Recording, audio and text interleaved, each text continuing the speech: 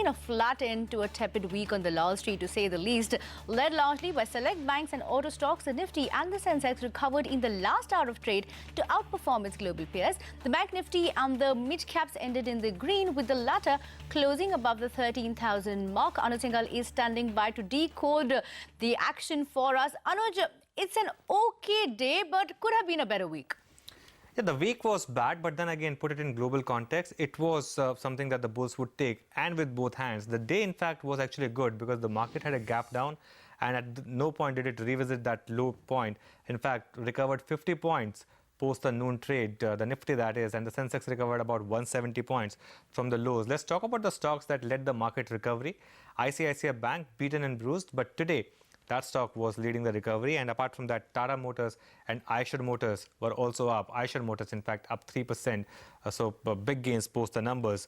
Other Nifty gainers included GAIL, where we had the exclusive that Mahanagar Gas IPO is likely to be out soon. BHEL was up 3.5%, and Asian Paints as well was higher by about 2.5%. On the losing side, IT stocks were lower, and my sense is that with Cognizant not really providing fireworks, that could be a weak pocket going forward as well. So HCL Tech, Wipro, Infosys, they were all lower in trade today.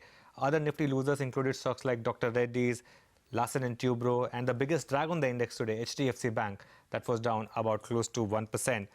Outside the index, a lot of stocks were active today. First, let's talk about the losers, because there were a lot of news-driven losers. ABG Shipyard, where we had the exclusive, that stock was down 20%.